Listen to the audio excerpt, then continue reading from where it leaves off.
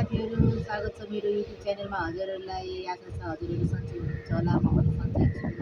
आज फेरि म कौसीमा हजुरहरूलाई मेरो तरकारीको बारेमा देखाउन गइरहेको छु। कौसीमा सागहरू टिप्छु म, तरकारीहरू अलिअलि छ, तरकारीहरू टिप्न गइरहेको छु। साथीहरू, अब तरकारी टिप्न जान्छु, आउनु होला।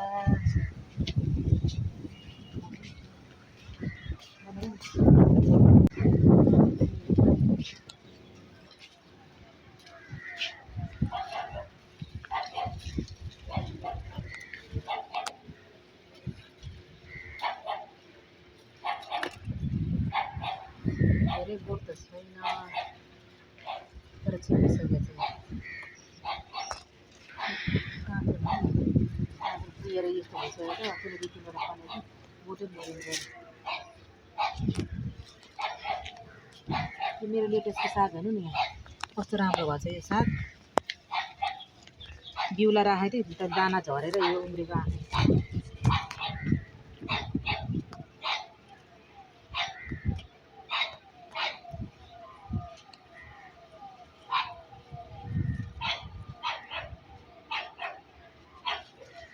साथीहरू, घिउसिमी र मेरो अस्ति टिपेर बोट फलेर अनि बोट उखालेर फालिसकेको छु मैले। यो चाहिँ अहिले पछि नयाँ रोपेको थिएँ 3-4 त्यसैको हो।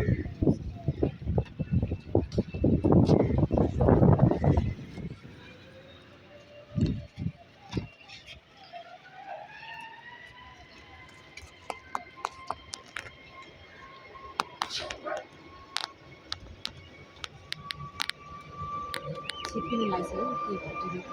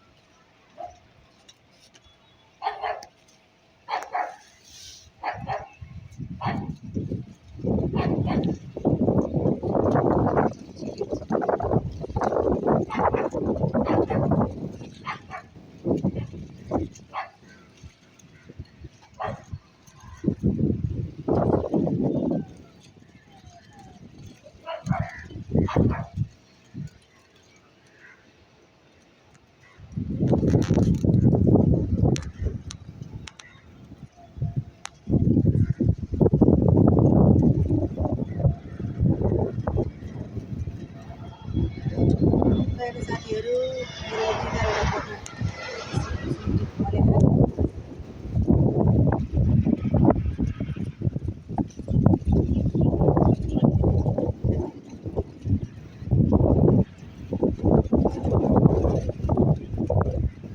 साथीहरू चाहिँ हामी एउटा दुईवटा गरेर टिप्दै खाँदै गर्छौँ।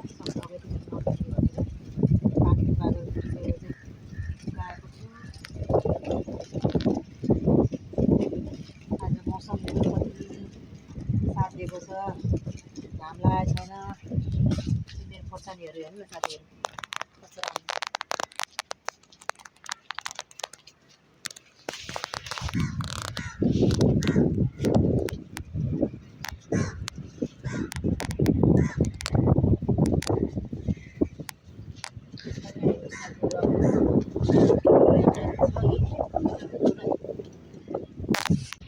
एउटा भिराला चाहिँ एउटा भिराला पनि टिप्नु पऱ्यो। यो सबै कमिला लागिसकेको छ।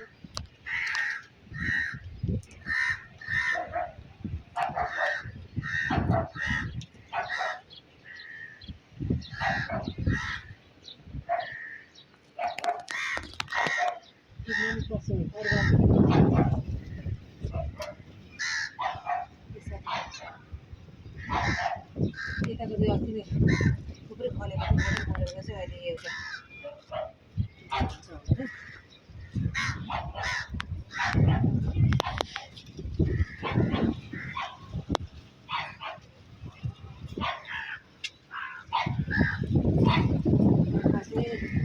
केही छैन। यो मेरो एभोकाडोको बिरुवाहरू हेर्नु साथीहरू, यो आफैले बिरुवाहरू बनाएको। यो सबै बिरुवाहरू लगाएर अब यो बिस्तारै बढेर ठुलो हुँदैछ। साथीहरू, मेरो यहाँ कर्कलो हेर्नु न कति राम्रो सप्रेको छ। अस्ति मजाले गोडेर मलहरू हालिदिएको थिएँ, कम्पोस्ट मलहरू। यो चाहिँ भटमास फुल फुल्दैछ।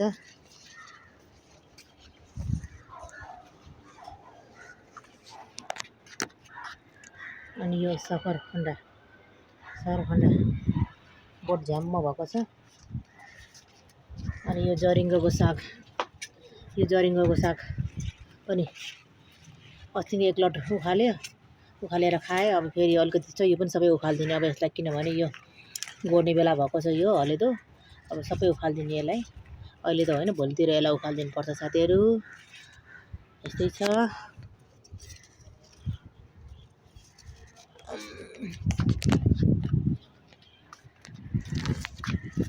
अनि मेरो ड्रागन फ्रुटहरू त्यत्रो भएको छ। ड्रागन फ्रुटहरू माथि भिरलाको बोटहरू सबै मरेर पहेँलो भइसक्यो। अहिले त खासै केही छैन, त्यो खोर्सानीहरू मात्रै छ। अम्बा भयो,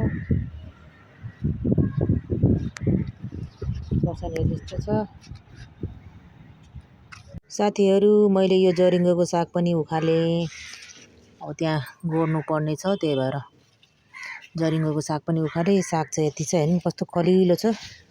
अब यसलाई म केलाउँछु। कस्तो धेरै नरम, कति राम्रो छ यो जरिङ्गोको साग। मिठो हुँदो रहेछ। अस्ति नै 1 छाक खाएको, मिठो हुँदो रहेछ यो साग।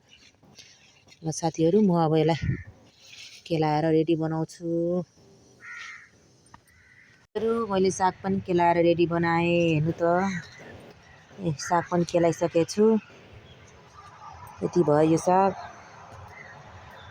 ल साथीहरू, अब यहाँ चाहिँ अकबरेको मैले भर्खरै यो टिपेर सुकाएको छु। यो चाहिँ 1 नम्बर अकबरे खोर्सानी हो यो साथीहरू। एकदम पिरो चाहिँ खान सक्दैन, एउटा खान सक्दैन। यो चाहिँ अस्ति नै छानेर टिपेर सुकाएको। यो चाहिँ अलिअलि सुकिसकेको छ। यो चाहिँ आज भर्खर टिपेको। यति चाहिँ यो अलिकति 2-3 वटा हिजो अस्तिको हो। यो अलिअलि गरेर सुकाइराखेको छु। पोहोरको पनि 2 बट्टा छ सुकेको खोर्सानी।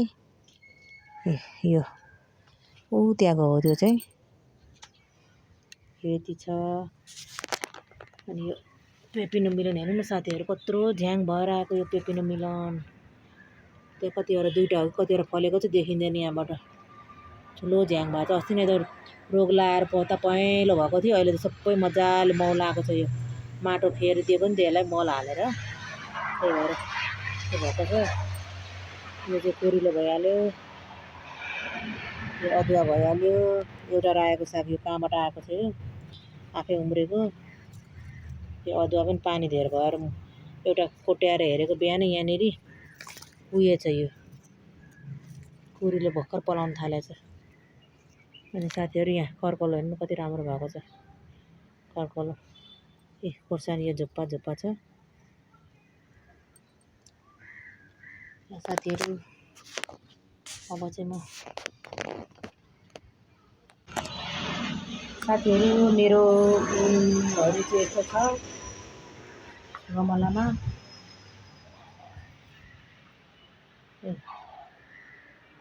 त्यो क्रेस्टुला,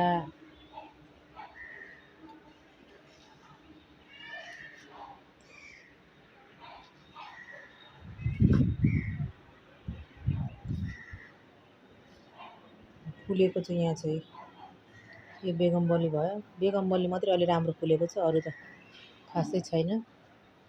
यो लहरो भयो यतातिर।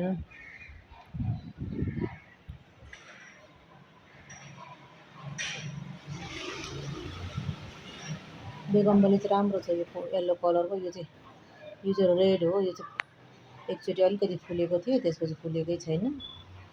यसलाई चाहिँ हामीले माथि यसो लगेर त्यो राउन्ड गर्ने भनेर माथि लगेको छौँ।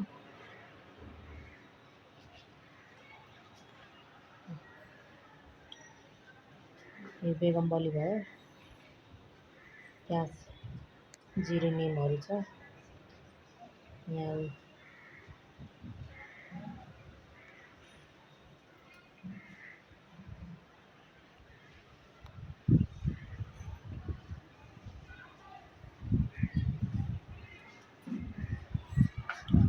ल साथीहरू,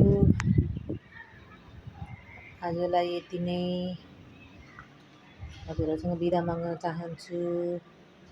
सबैजनाले सब्सक्राइब गरिदिनु होला, साथ सपोर्ट दिनुहोला भन्दै बिदा माग्न चाहन्छु। By by.